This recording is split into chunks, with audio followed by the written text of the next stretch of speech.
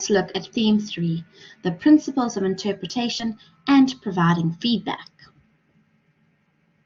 We are in our prescribed material in chapter 3 and in your prescribed material 5, the article.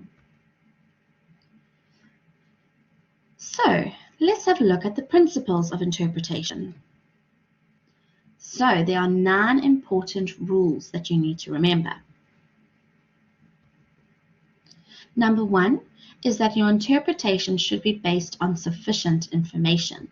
So this means that you need to take all of the information gathered into account. Next, assess the learner in totality. So no aspect of the learner's profile should be viewed in isolation. Rule 3 is learning and development should represent a continuum and not a precise point.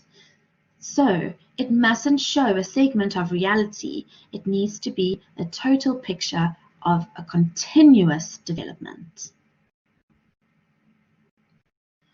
Identify repeated patterns of behavior rather than isolated events. So patterns are an indication of how learners develop. Rule number 5 is that human behavior is complex, so conclusions are tentative. So this means that sometimes your conclusions may change. So you need to remember that rapid and complex growth and developmental processes happen in this foundation phase. So you need to be open to changing your conclusions about assessment. Number 6, make a decision. So the teacher is often the first person to identify possible barriers to learning. So make sure you make a clear and decisive decision about assessment.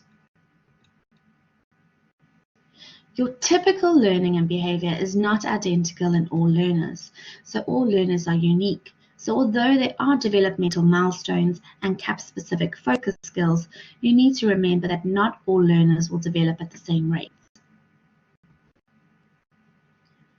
Rule number 8 is to keep your own feelings at bay to ensure objectivity in the assessment. Rule number 9 is to be aware of the halo effect. This occurs when the teacher interprets a learner's behavior and learning based on certain forms of outstanding behavior, either favorable or unfavorable. So this can happen with, well, Susie always gets 10 out of 10 for spelling, so I'm not even going to mark her work. I'm just going to assume that she's got 10 out of 10. Or I know that Oliver can already do the monkey bars, so I'm not going to test him to do the monkey bars.